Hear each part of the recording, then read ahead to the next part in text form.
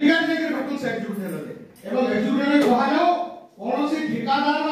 काम तारीख छह मास दया कर नहीं बढ़ो लोकन को दया करो ठिकादार को दया नहीं करो बुझुन कि ना आ से अगर आपण मन गस्त कार्यक्रम से एरिया हो आ छाई के कंप्लीट करो आ जते सब स्कीम जाई छे ई गृहर सब सरपंच समिति मेंबर मान को से 40 खन गांव का 7 दिन भीतर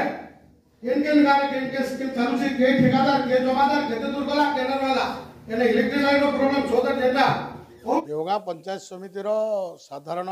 बैठक आज अनुष्ठित होता इतने मुख्यतः पानीय जल आरडी रास्ता एवं अन्यान्य उन्नयनमूलक कार्य संपर्क में आलोचना होता एवं विशेष उद्वेग प्रकाश पाई जल जोगान को लेकर देवगां ब्लॉक जेन पश्चिमांचल रही 12 नंबर जिला परिषद जोन से गत सरकार अमल 100 कोटी टंकार ऊर्ध्व देकरी 40 टार ऊर्ध्व ग्राम्य पानीय जल प्रकल्प आरंभ हो से गुड़ाक गला जून मास सुधा समाप्त होबार कथा डिसेम्बर मास सुधा समाप्त होबार कथा एवं अद्यावधि तार केने 30% केने 40% काम सरी एवं जितेबाला प्रश्न करागला तार उत्तर रे संपृक्त जे माने कहले जे आमर एग्जीक्यूटिव इंजीनियर ठेकेदार मान को एक्सटेंशन देछन आमे सेतिले गृह आज उद्वेग प्रकाश करिसु सब सभ्य सभ्या दलमत निर्विशेष रे एवं अनुरोध करिसु जिला प्रशासन एवं राज्य सरकार को समय सीमा भितर अर्थात मार्च सुधा से समस्त 40 खंड गाँव में पानीय जल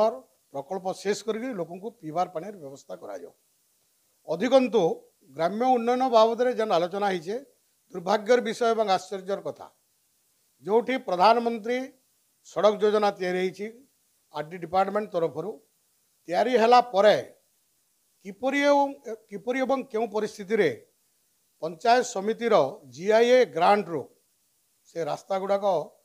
प्राय 34 लाख टंका खर्चा करी व्यय करा तार गोटे विजिलेंस तदंतर आवश्यक अच्छे से दिगरे आवश्यक रिजोल्यूशन करा एवं जिलापाल तथा पंचायत राज विभाग दृष्टि आकर्षण करा मु आशा कर्मी जनसाधारण स्वार्थ दृष्टि एवं लोकं को न्याय देवाई उभय विजिलेंस विभाग जिलापाल एवं पंचायत राज विभाग ए दिगरे निश्चित भाव में दृष्टि देवे। बैठक रे डेवलपमेंट कृषि शिक्षा हॉर्टिकल्चर पशु संपद आईसीडीएस उपरे ई समस्त विषय आलोचना हैला एवं